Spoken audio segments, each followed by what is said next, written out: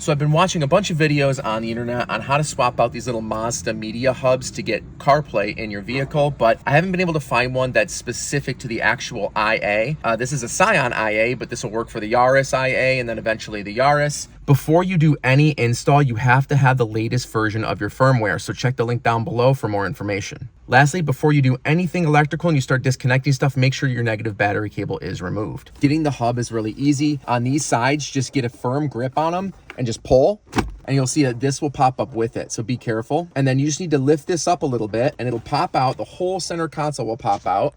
So that's all loose now. So now we can slide these out, pull these screws out, and this whole plastic assembly, including the media hub, will come out. All right, those two are out. You can pull from up here and then just kind of maneuver it out. You'll be able to see the back of it, and you have clips on the bottom and top that you need to push. It's pretty tricky. There we go. Woo, what a pain. Once it's pulled forward, you can slide this back in if you want and just pull out both connectors. There you have it. Now it's out. This is even easier. So on the front, you just got to pry up this little access panel, kind of prop it up. There you go. Same with the back. There you go. Then just take two 10mm off the front. There's still two clips in here. You can kind of see the white. Gently pry that up and slide it all the way out. Now let's grab our cables that we need to run and run them down the center of the dash. The green and the blue connections are going to get plugged into the back of the radio. The brown and black connections are going to go down to the little media hub. Start from the top, feed it down until you get those connections down here. I'm using the access point from the inside the glove box. If you open the glove box, and I'm jamming my hand in there so I can feed the wires down a little more accurately and then pull them through. All right, just flip that back. So now I'm gonna grab these, and the green one goes on the outside. So you'll see two connectors here. Green goes there, blue goes here.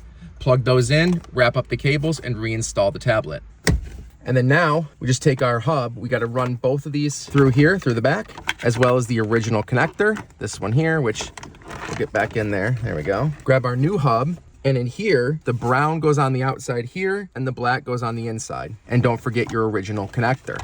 Excellent. That's all plugged in. With everything in there, push it all back in and then reassemble your center console. All right, so I put the negative battery cable back on, and I'm just gonna put this in accessory mode. We're gonna go to our applications, and look at that. Apple CarPlay and Android Auto are options now. That's fantastic. Plug in an iPhone, make sure that it works. Awesome, there it is. I am so pumped. We have native CarPlay in our 2016 Scion IA. Any questions, put them down in the comments below. Thanks so much for watching, and subscribe for more content like this.